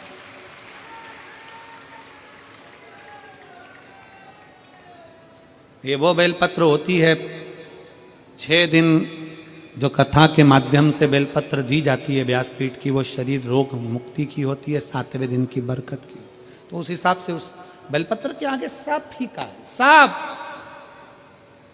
दुनिया का सुख है भगवान शंकर का एक स्वरूप। मेरे शंकर मानेंगे नहीं, वो पिएंगे, मैं समझा कैसे सकती।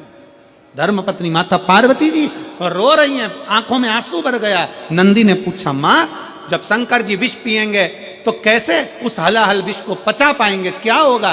पार्वती मैया ने कहा चुप रहे नंदी, आप शंकर को विष पीने दे।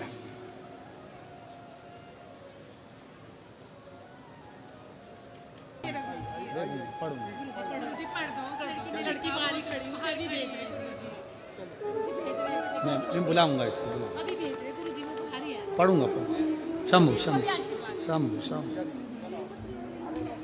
शिव तत्व हो, पार्वती जी कह रही हैं पीने दो, भगवान शंकर को विष पीने दो।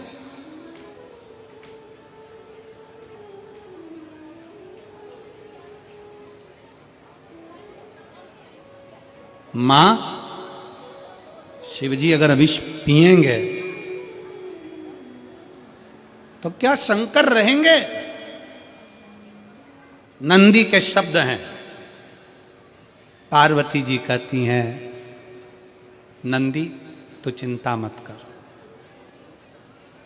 एक स्त्री, एक नारी, भारत की भूमि की नारी एक ऐसी नारी होती है जो काल से भी पति को छुड़ाकर लेकर आ जाती है, वो स्त्री भारत भूमि की होती है। एक प्रसंग आता है, एक संत विदेश घूमने गए और विदेश में एक संत जब घूमने गए तो एक स्त्री एक कब्र के पास में बैठकर ऐसे पंखा कर रही थी। कब्र के पास बैठकर पंखा कर रही थी तो संत ने पूछ लिया कि तुम ये क्या कर रही हो? तो किसी ने कहा कि पति मर गया, हवा कर रही है। पति मर गया। भारत के संत को लगा कि हमारे यहाँ की नारी से बड़ी नारी है विदेश की नारी, जो पति मर गया कब्र के अंदर सो रहा है तो भी पंखा कर रही है, इससे बड़ी सातित्ववान कौन होगी? तो संत ने पूछा तुम ये पंखा क्यों कर रही हो? तो वो स्त्री बोली हमारे देश का नियम है जब तक पति की कब्र सूख नहीं जाती तब तक हम दूसरी शादी नहीं कर सकते, इसलिए सुखा रही, हवा कर करके सुखा। संत जान गए भारत की नारी के आगे सब नारियां फीकी हैं, क्योंकि भारत माँ है, सभ्यता और संस्कृति की देने वाली है। बोल भारत माता की जय। ये सभ्यता और संस्कृति की देने वाली है, जहां पर भारत की माताएं अपने पति के लिए जोहर कर जाती हैं। ये सहज भूमि है? नहीं।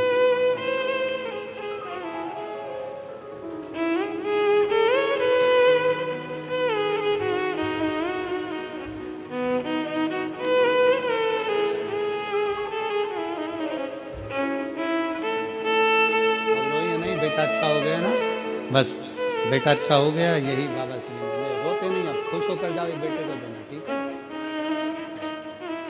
रो नहीं, आंसू पोछो, रोते नहीं। अब तो बेटा ठीक हो गया ना तुम्हारा, कितना बढ़िया हो गया। अभी देखो इतना अच्छा फोटो लगाया तुमने, बढ़िया हो गया। जाओ शिव कृपा, आंसू पोछ के जाओ, रोते नहीं, खुश जाओ।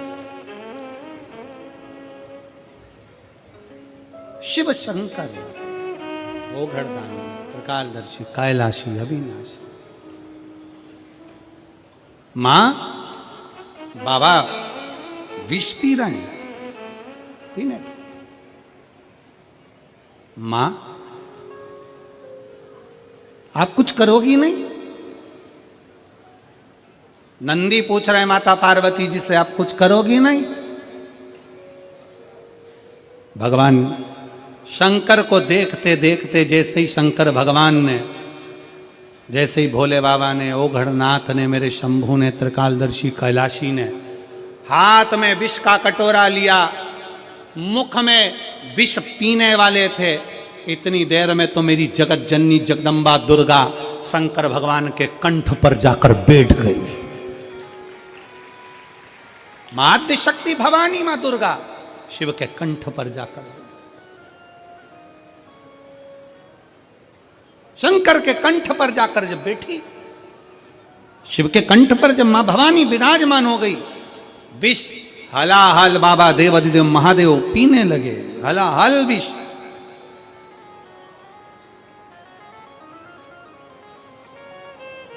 पर मां भवानी, मां जगत जननी दुर्गा विराजमान हो गई। विष अंदर उतरता, विष अंदर जाता, पर मां जगत जननी कंठ पर बैठकर आदि शक्ति मां दुर्गा ने हाथ में झेल लिया, देवी ने भीतर झेल लिया। दुनिया के लोग कहे भगवान शंकर का कंठ नीला हो गया क्योंकि विष पिया, नहीं, मां काली, मां भद्रकाली, मां काल का मां दुर्गा जब कंठ में जाकर बैठ गई और हलाहल विष को हाथ में जब झेला है, तो भगवान शंकर के कंठ में मां अंबा विराजमान होती है तो कंठ भी नीला नजर आता है। वो नीलकंठधारी कहला जाता है, नीलकंठ।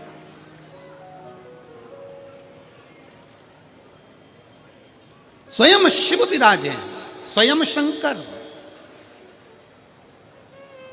भोगड़दानी शिव विराजमान, कंठ में माता पार्वती जी विराजमान हो गए।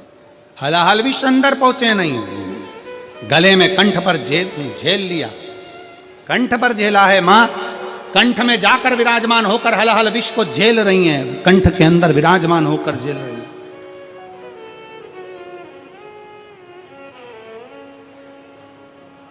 समय आया, भगवान शंकर की देवताओं ने स्तुति करी, बहुत बहुत भाव से कहा कि नमामि, महादेव बन जाते हैं। जो अमृत पिए वो देव और जो विष पिए वो महादेव। विष पीने वाला देव अधिदेव महादेव। आगे वर्णन आया, माता पार्वती मैया स्नान करने के लिए गई और शरीर पर जो उपटन लगा था उस उपटन से एक पुतले का निर्माण किया।